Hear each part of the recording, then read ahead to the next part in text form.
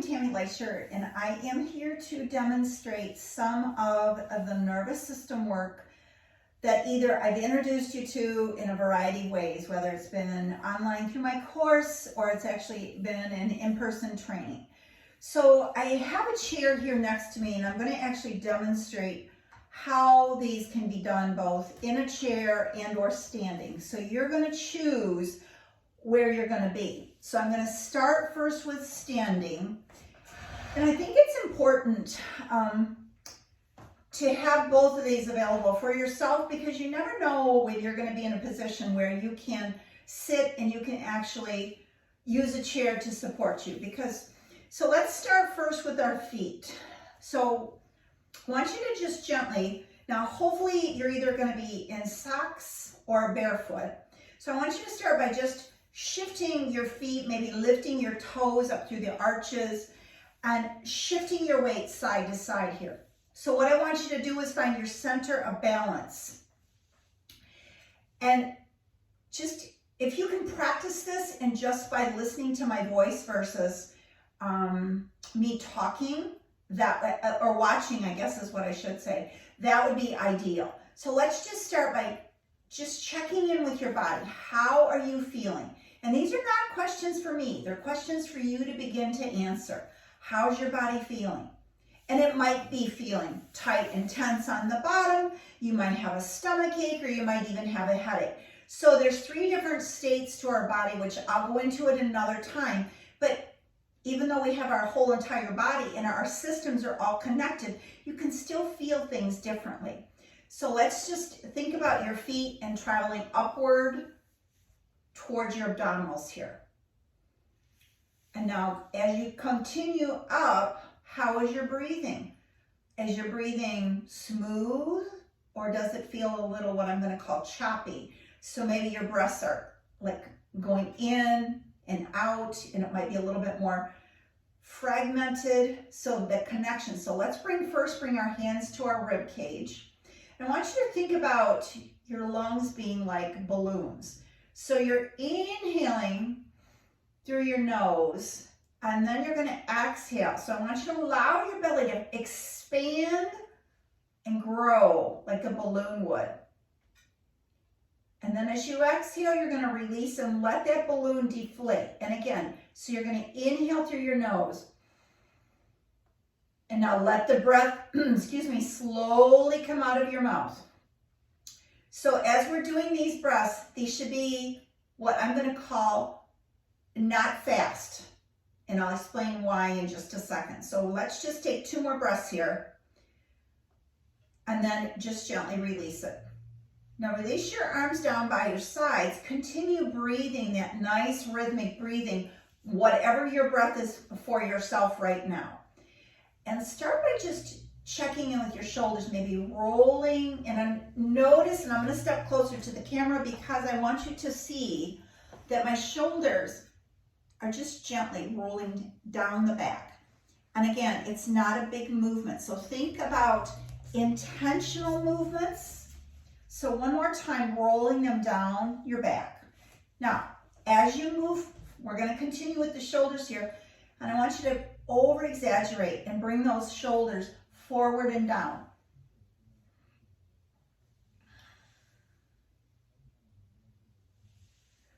One more time. Now, go ahead and take, and lift both arms overhead. And I'm going to step back here. And I want you to first take one hand to your wrist. Your arms they can be straight, and I'm going to give you some options here. So you can take your right hand, my right hand to my left wrist. Reach yourself, so this is side bending. Reaching it up and over. Bring it back to center, and let's go to the other side. Now, if taking your hands overhead is not conducive for your shoulders, you can still side bend, taking your hands down beside you, bring it back to center. And I want to just say here, when we're doing nervous system work, it is not about what it looks like. Everybody's movements I want to be different. So giving you choices, side bending, you might even bring a fingertip behind your head. So whatever your body needs, and that's where I think a lot of times we get lost within our nervous system, where we're not connected to our body from our nervous system. Now, as you continue here, and I'm going to demonstrate this one, and then we're going to go to the chair and I'm going to add on.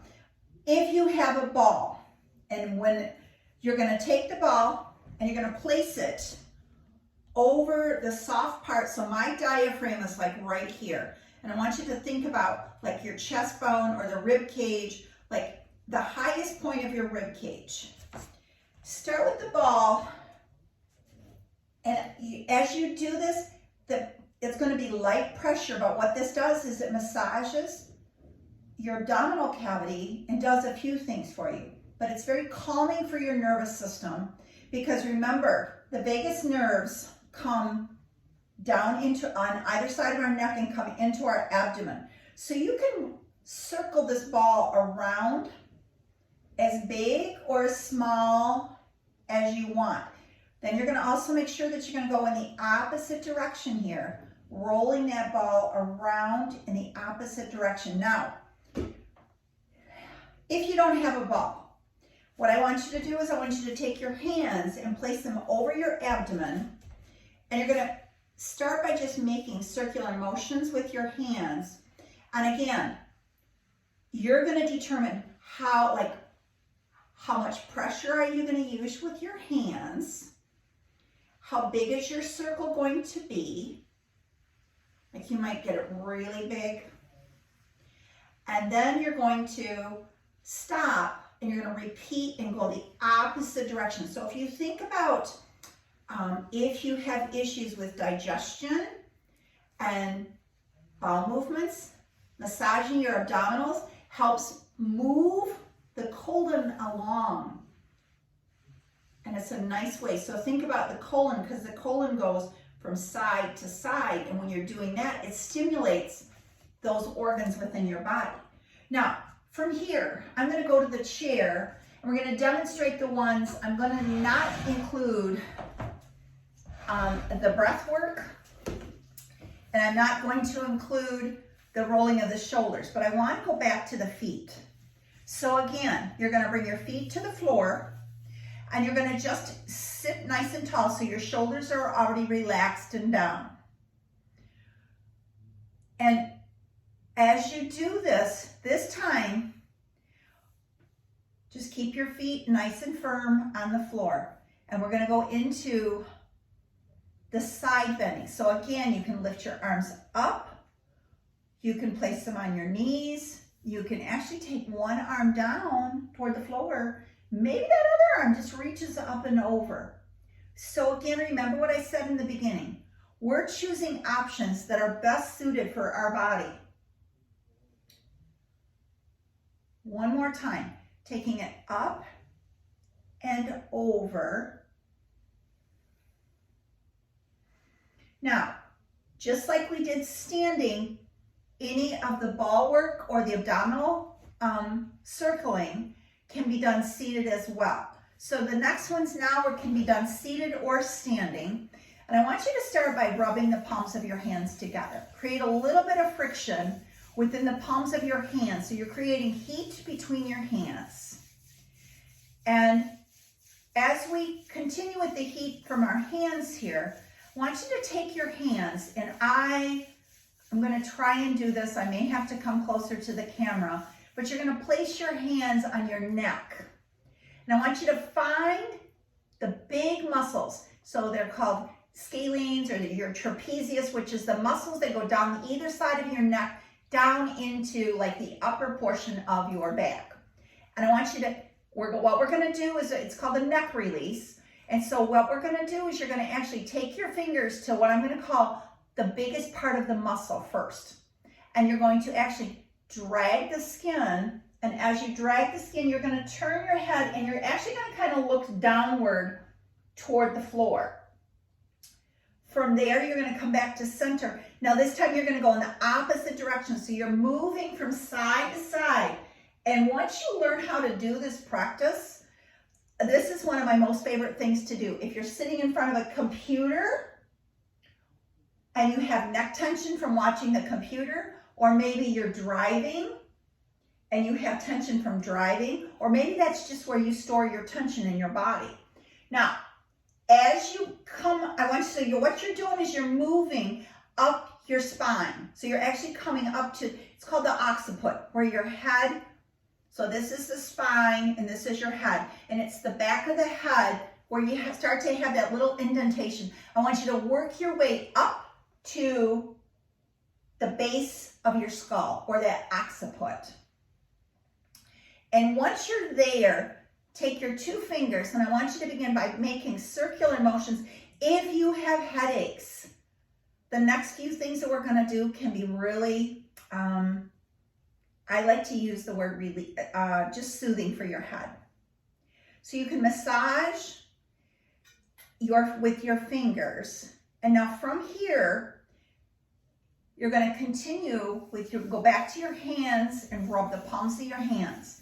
And this time, I want you to not look. I want you to listen to my voice. As you rub the palms of your hands, you're going to take the heels of your hands and place them over your eyes. So again, you're not looking. I'm going to do the same thing. So the heels of my hands are over my eyes, which is taking out any kind of light stimulation, any kind of other stimulation. Take your fingers and bring them into your hairline. And I want you to start by making circular motions within your scalp.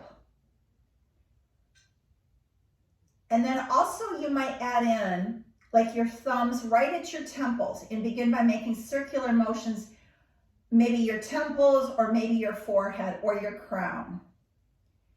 Now, as you release your hands down, and I want you to think about, you can stay here as long as you want. This video is only to show you how to do it. I want you to take your thumb and forefingers and bring them to like your temples. And then I want you to open your mouth, and then you're going to close, but I want you to find the joint, or it's the mandible, that's the name of the bones, where you're going to take your thumbs, and I want you to press your thumbs into the mandible. So if you have jaw pain, or you grind your teeth, or you just clench your teeth if you're stressed out, I want you to start by first massaging your temples, just taking circular motions here.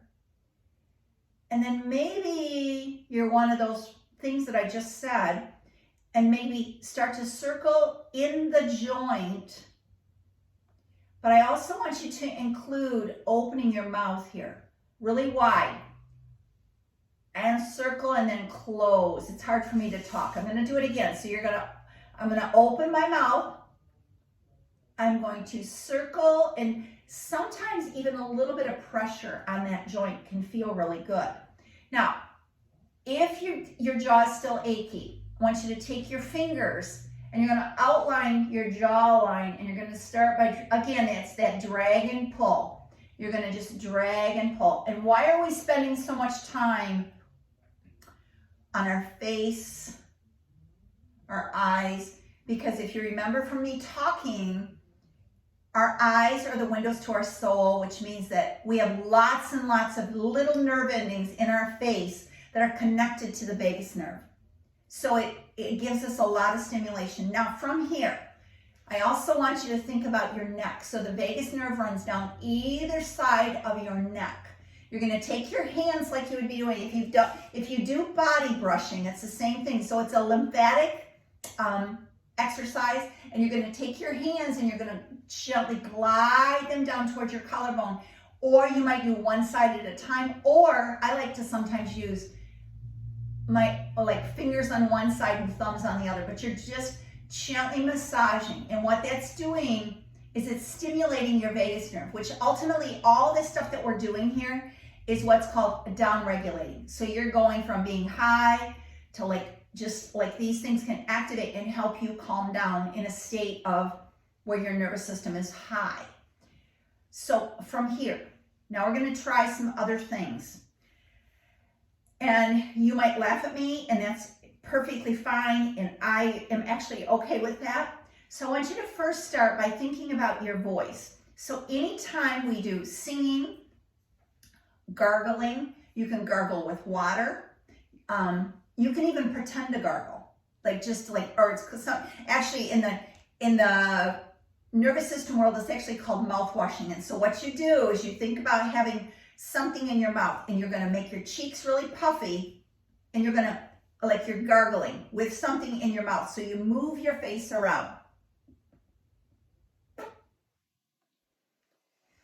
And then after a few rounds of that, or you can actually use water if you'd like, you're just going to swallow. So the swallowing also is cathartic. So if you're drinking water or doing any of those kinds of things, that's also very down-regulating for your nervous system. The other ones that I want to do now are, if you're in a classroom with your kids, they would really enjoy this. So the first one that I want to talk about is just like humming. So you could have your kids sit down and you could hum, but you want to drag the hum out. So it's hum.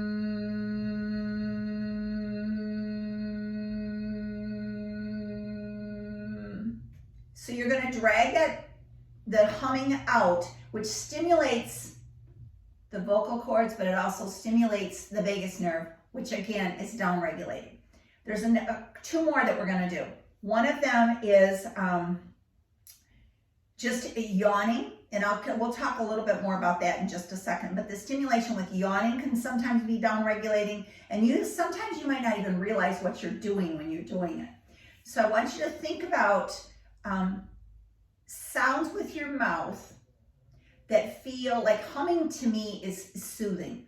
I don't do it in front of a big audience. I do it just in front of me. But the other one that you can do, and this is where it goes back to, and you're going to laugh at me when I do this, but it's actually, and it comes from the yoga world, but it's lion's breath. So it's in through your nose. So you're going to breathe a breath in through your nose, and you're going to let it out with a big cathartic. And again, take it in and let it go. The last one is called horse lips. And horse lips, I think, can be fun, but it also, the reverberation of doing the horse lips is another really good way to allow your nervous system to be regulated. So it starts like this, and just think about like letting your lips reverberate together. And you might have to do it and carry it out. That was not a good one. So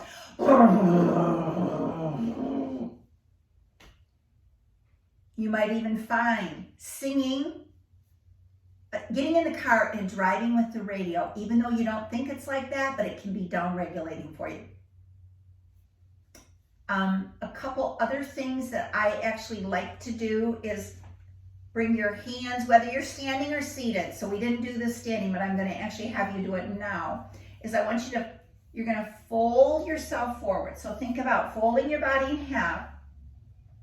And again, it's not about how you look, and it doesn't really matter how far forward you come, but your head, let the head hang heavy, and you might even turn your head side to side here.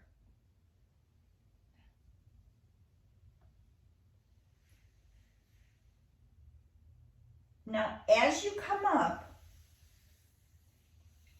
and I'm going to demonstrate this for you, and I want you to practice it.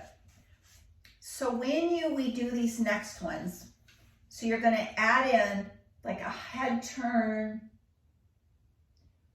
bring it back to center, and then you're going to turn in the other direction.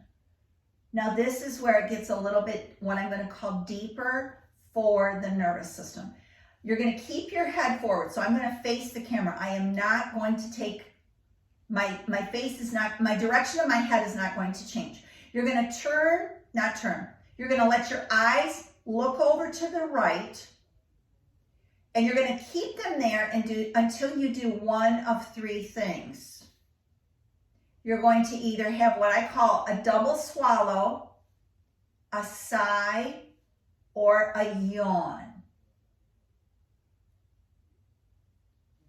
Now, as you bring it back to center, your eyes back to center, I want you to wait before you go to the left. And then you're going to do the same thing with your eyes going over to the left.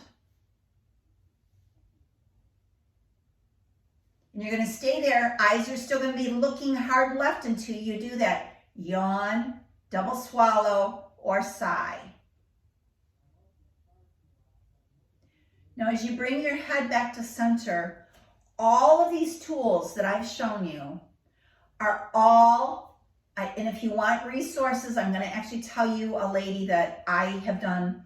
So I've been working with, her name is Chantel Lopez, and Chantel has actually worked with Stephen Porges, who was the originator, excuse me, and the founder of the polyvagal theory. But in addition to that, she's also worked with Deb Dana. And Deb Dana has written a couple of different books. And the one that I like to reference, and you can see that there's all kinds of sticky notes in it, but it's called Exercises for Safety and Connection. So when you are in a classroom or you're at home with your family, if somebody, I'm just going to use, I don't know. All right, I actually am going to give you a situation that actually happened with me.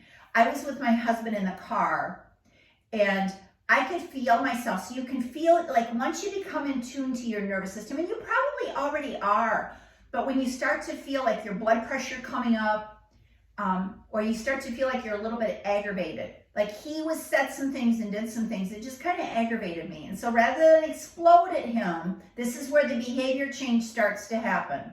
Is I came upstairs. This is my upstairs studio. And I did, for me, side bending is like my go-to. Like any face, like desensitizing my face with my hands over my eyes. Those are things that are quick for me. The ball is another one. I want to stand up and I'm going to show you another one that I like. That is, I like to sway or rock. So anytime you're swaying side to side, or maybe like even sitting in a rocking chair can be really cathartic and very soothing. So those are things that are comforting to you. But another one that I like, I am an old school, when I say, I love to hula hoop. And hula hooping is very cathartic for me, but it's not something that's readily available to me. So you can take your arms and let your hands begin to move you side to side here. Now you're going to say, okay, Tammy, what is that doing? Because you look kind of goofy doing this.